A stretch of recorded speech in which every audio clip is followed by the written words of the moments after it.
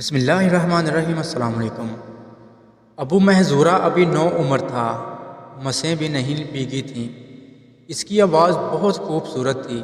وہ مکہ کا باسی تھا اور مکہ فتح ہو چکا تھا، مگر ابھی وہ اسلام کی نعمت سے محروم تھا۔ مکہ کے دیگر نوجوانوں کی طرح وہ بھی بکریاں چروایا کرتا۔ ایک دن اپنے دوستوں کے ساتھ بکریاں چراتا ہوا ایک وادی سے گزر رہا تھا۔ ادھر اللہ کے رسول بھی کسی جنگ میں شرکت کے لیے وہاں سے گزر رہے تھے۔ ایک وادی میں پڑاؤ ڈالا گیا۔ ظہر کی نماز کا وقت ہوا چاہتا تھا۔ حضرت بلال رضی اللہ تعالیٰ عنہ کھڑے ہوئے اور بلند آواز میں اذان دینا شروع کی۔ حضرت بلال کی بلند آواز دوسری وادی میں بکریاں چراتے ہوئے ابو محذورہ نے سن لی۔ اس دن دل لگی کے طور پر اس کی نقل اتارنا شروع کر دی۔ اس کے دوسرے ساتھی خاموش اس کی آواز سن رہے تھے۔ بلال اذان دیتے رہے اور ابو محذورہ اس کی نقل اتارتے رہے۔ انداز میں تمسخر تھا مگر آواز غضب کی تھی۔ پھر ابو محذورہ کی قسمت جاگ اٹھی۔ اس کی خوبصورت آواز کو سرور کائنات نے سماعت فرمایا۔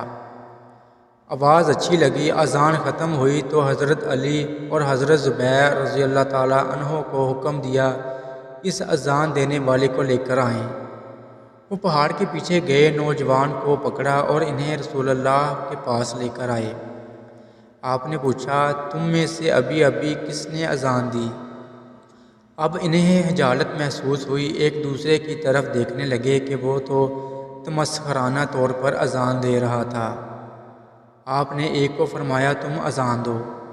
اس نے اذان کہنا شروع کی تو اس کی آواز خوبصورت نہ تھی۔ اب دوسرے کو اشارہ ہوا، اس کی بھی آواز خوبصورت نہ تھی۔ اب ابو محذورہ کو اشارہ ہوا، اس کی آواز دلوں میں اترنے والی تھی۔ ارشاد ہوا، تم نے ابھی اذان دی ہے؟ کہنے لگا، ہاں۔ اب آپ نے اپنے مبارک ہاتھ کو آگے بڑھایا، ابو محذورہ کا عمامہ اتارا، اس کے سر پہ دست شفقت پھیرا اور دعا فرمائی، اے اللہ اس بچے میں برکت دے اور اسے اسلام کی ہدایت فرما۔ ابو محذورہ کی کیفیت کیا ہوگی؟ اللہ کے رسول کا لمس، وہ مبارک ہاتھ لمس کی لذت، اور پھر اس کی قسمت جاگ اٹھی۔ اس نے کہا، اشہد ان لا الہ الا اللہ واشہد ان محمد رسول اللہ۔